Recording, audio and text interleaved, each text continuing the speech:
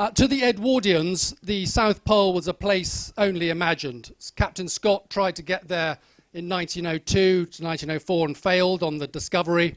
But it wasn't until 1909 that this man, Ernest Henry Shackleton, stood at a point just 97 miles from the pole itself. He had pioneered a new route across the Ross Ice Shelf, up through the Transantarctic Mountains and onto the polar plateau.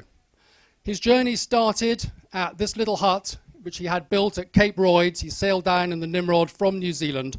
He found a wonderful site in the lee of the wind by a freshwater lake and an Adelie penguin colony just behind it, which was going to provide him with food through the winter.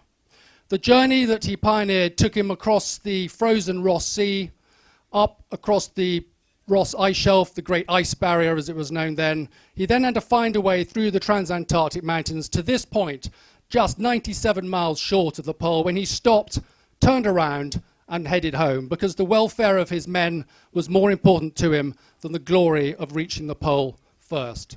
And it was a great decision, because here they are standing on the deck of the Nimrod in early March 1909. The two men on the right, Jameson Adams and Eric Marshall, are more dead than alive. But it was an extraordinary decision that was to make him a hero when he returned back to London, where he was knighted and, of course, carried on his exploring through the Endurance 7 years later. So wouldn't it be fantastic in the centenary year of that expedition to celebrate it with members of those families that were represented, and also to try and finish off those last 97 miles?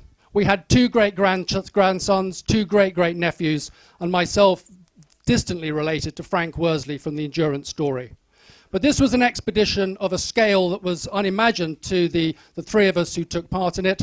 We had to raise a phenomenal amount of money. We wanted to do it without a guide. We'd never been to the Antarctic before, so it required 5 years of training outside our day jobs to start ourselves off from Shackleton's hut. The journey started in Chile, as most expeditions to the Antarctic do. We flew to Patriot Hills, and then down to that little hut on Cape Royds. We would then set off across that same route that he followed, but of course only going one way. He returned back to the hut. But the key point was to reach the 97-mile point on the 9th of January last year. That was the beacon that we headed for on the journey. Well, here's that little hut that we saw in late November 2008. And we were going to spend 24 hours here just reliving those moments when he would have set off from this little hut.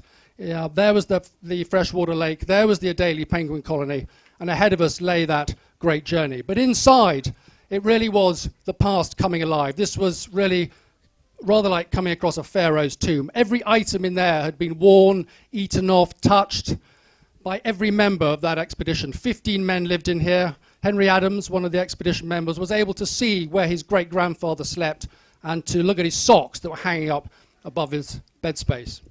But the time came for us to set off. We were badly delayed because of weather in Chile, and the chance of getting to that 97-mile point was pretty slim. But under the watchful eye of Mount Erebus, which Shackleton climbed, we set off across the sea, past Scott's Terra Nova hut, past Scott's Discovery hut, these great polar iconic heritage sites on our journey. And then it was to face a month on the Ross, the Great Ice Barrier, an area the size of France, which we were shaving off simply 400 miles of before we came up against the Transantarctic Mountains.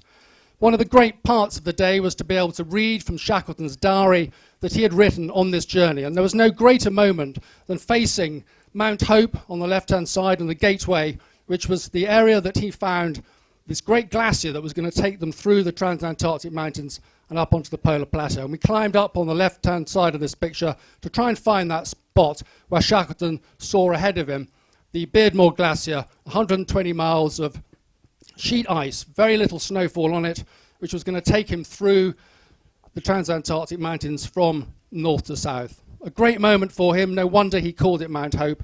But for us, it was a difficult part of the journey. This brutal surface of blue ice and ridged ice made havoc with our crampons.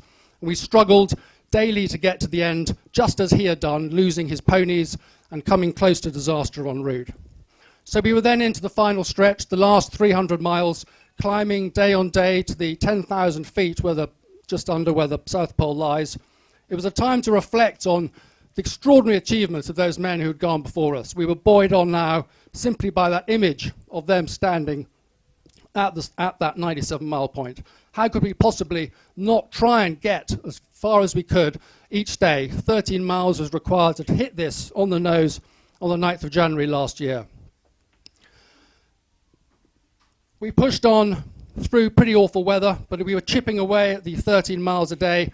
And then on the 9th of January last year, sadly 6 hours late from when they had stood there, we made it. And those extraordinary numbers appeared in the GPS 8823-162 East. We'd made it absolutely on the nose. It was a very emotional moment. Of course, we shook hands, being very British. Then we hugged each other. And I don't mind explaining that actually the first time since I was 12 years old, I cried. But it was also a spiritual journey. How could you possibly, 2 days from the pole, not think that somewhere, somehow, those 4 men had been keeping an eye on us? This is a parhelion, quite a common sight of the pole, but rarely seen with such intensity. And I do believe, and some of you will know the third man factor, that this was their presence somewhere with us on the journey. And if I needed even greater inspiration, I was carrying in my right-hand trouser pocket the very same compass that Shackleton had taken with him on that journey. If you look in the lid, you can just see scratched his initials. This was lent to me by his great-granddaughter, and she wanted it to be placed at the pole, which is something he never managed to achieve. And so after 920 miles, 66 days, on the 18th of January last year, we had finally made it, an unsupported journey, to place that compass on the point to the South Pole and the point the world revolves on. But it was not about us, it was entirely about those 4 mentally indestructible men who had made that journey and, of course, made it back as well, and to honour that extraordinary achievement 100 years ago and that great decision that Shackleton took. Thank you very much.